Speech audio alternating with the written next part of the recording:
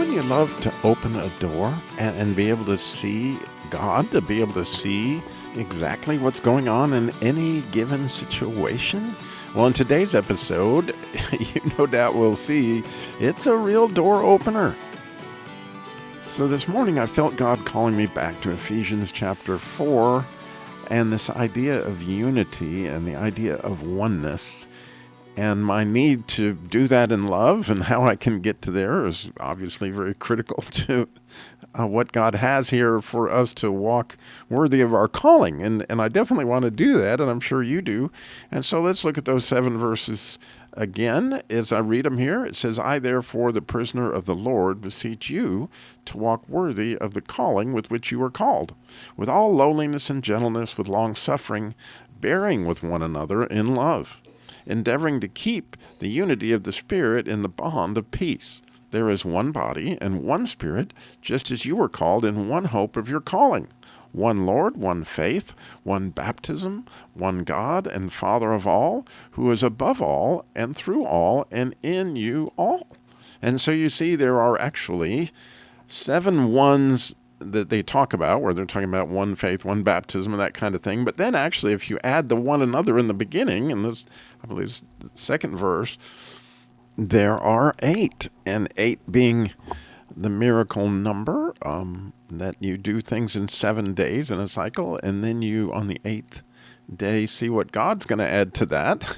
It's amazing that they cleansed the temple on the 8th day. Jesus was baptized on the 8th day.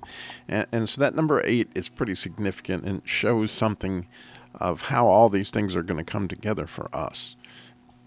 So I really felt the Holy Spirit just pinning me down on this idea of oneness and unity, which interestingly, the words are spelled almost identically, with the difference just being the first letter, which, by the way, I showed you both those words in the show notes, beautifully illustrated into what the letters each mean, and I'll let you look at that. And the thing that really struck me, that actually I felt the Holy Spirit waking me up with, is why in the world does the word one, or Yahad in Hebrew, end with that letter that means a door? It's a dalet, and it means also a humble servant. And it is that idea have always been that a humble servant goes through a door. And so I was wondering about the door that has to do with the idea of oneness. And fascinatingly, when I looked up the word unity, it ends exactly the same way because the words are spelled almost identical. And so I started to begin to think about that humble servant. And of course, there was nobody more humble than Jesus. And when you think about him on the cross and the idea of being needy, of being afflicted, that's the idea of that letter dalet, which is fascinating that this affliction would be a door for us. But when you think about it, it may be that you're like me, that some of the closest times you ever were with God is when you were greatly afflicted. They say it's the worst of times, the best of times, or it might be the other way around, the best of times, the worst of times. But I remember when I was crushed by the Jeep, or even recently when I was in this accident, that you feel God so near when you are afflicted. And it made me begin to think about poor Jesus. Nobody was afflicted more than him on the cross. I mean, they literally gambled for his clothes.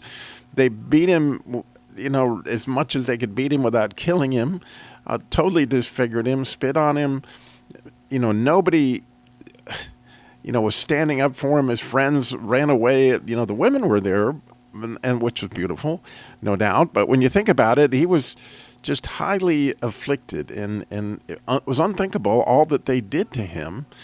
And he could not have been more of a dalet, more of a door. And as it was, that happened to be the door that brought about the unity to all of us, right?